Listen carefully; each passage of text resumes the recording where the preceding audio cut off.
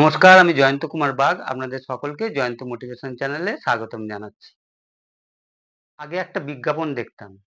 তাতে বলা হতো, আগে ব্যবহার করুন, তারপর বিশ্বাস করুন।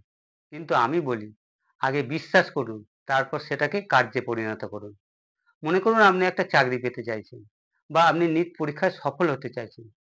তাহলে আপনি কি করবেন? আপনাকে বিশ্বাস করতে হবে যে আপনি চাকরিটা পেয়ে গেছেন।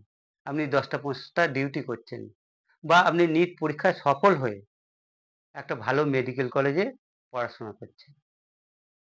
মনে করুন আপনি একটা বাড়ি বানাবেন। তাহলে কি করবেন? একটা জায়গা কিনবেন। সেই জায়গাটা কিনে আপনি ঠিক করবেন আগে যে কোনখানটা বেডরুম হবে, কোনখানটা কিচেন হবে, কোনখানটা বাথরুম হবে। সেটা আপনিই ঠিক করেন। তারপর সেটা ইঞ্জিনিয়ারকে বলেন।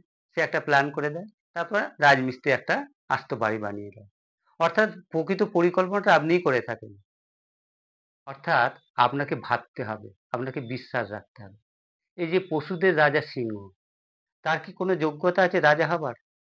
সে বাঘের মতো দৌড়াতেও পারে না, হাতির মতো শক্তিশালীও নয়, শিয়ালের মতো চতুরও নয়, আবার জিরাফের মতো লম্বাও নয়। তবুও সে রাজা। কারণ কি? কারণ সে ভাবতে পারে, সে বিশ্বাস রাখতে পারে, সে কল্পনা করতে পারে। তাই সে রাজা। তাই আপনি নিজের উপর ভরসা রাখুন, বিশ্বাস রাখুন। দেখবেন আপনি সব পারবেন। আপনি সফল হবেনই হবেন। এই জন্যই নেপোলিয়ন বলেছিলেন, "Whatever the mind of man conceive and believe, the man can achieve." অর্থাৎ মানুষ যেটা বিশ্বাস করতে পারে, যেটা কল্পনা করতে পারে, সেটা সে পেতেও পারে।